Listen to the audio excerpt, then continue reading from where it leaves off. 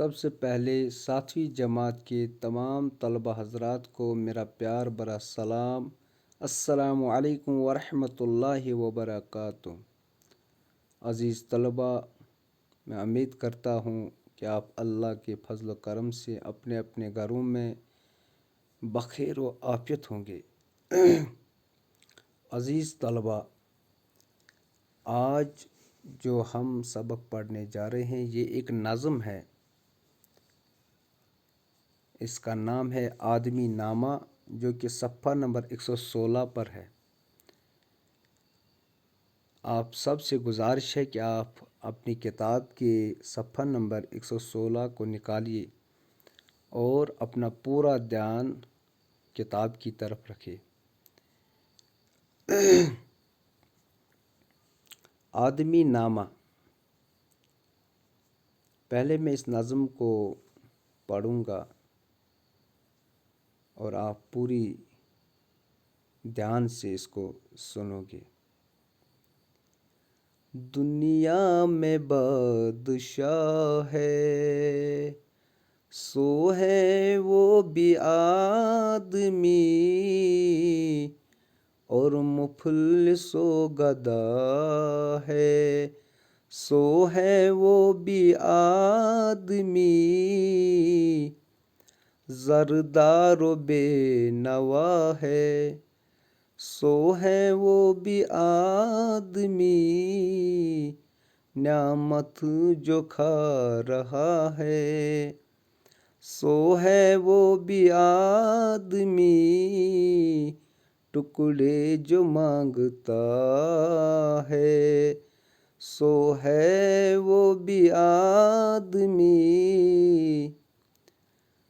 مسجد بھی آدمی نے بنائی ہے یا میاں، بنتے ہیں آدمی ہی امام اور خطبہ خواں، پڑھتے ہیں آدمی ہی نماز اور قرآن یاں، اور آدمی ہی ان کی چراتے ہیں جوتیاں، ان کو جو تاڑتا ہے، سو ہے وہ بھی آدمی۔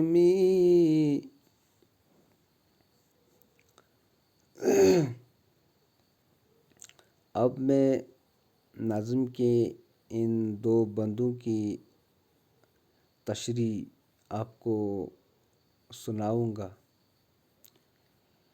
آدمی نامہ، پیارے بچوں، یہ نظم نذیر اکبر آبادی رحمۃ اللہ علیہ کی ہے۔ نذیر صاحب آدمی کی کیفیت اور خصوصیت بیان کرتے ہوئے فرماتے ہیں، دنیا میں بادشاہ ہے، سو ہے وہ بھی آدمی۔ یعنی نظم کے اس پہلے بند میں شاعر فرماتے ہیں کہ دنیا میں اگر کوئی بادشاہ ہے، یعنی حکومت کرنے والا رولر، وہ آدمی ہی ہے، اور مفلس و گدھا ہے، سو ہے وہ بھی آدمی۔ اور دوسری طرف اگر دیکھا جائے کہ غریب و نادار کون ہے، تو وہ بھی آدمی ہی ہے۔ زردار و بے نوا ہے، سو ہے وہ بھی آدمی۔ اب اگر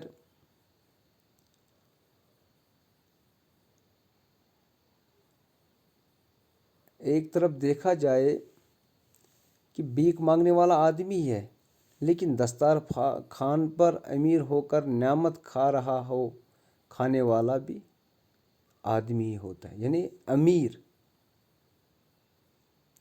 نعمت جو کھا رہا ہے، سو ہے وہ بھی آدمی۔ اگر کوئی امیر ہے تو وہ بھی آدمی ہے، اور دسترخوان پر اگر کوئی نعمت کھا رہا ہے یا کوئی بھیک مانگ کر روٹی کے ٹکڑے کھانے والا جو ہے وہ بھی آدمی ہے۔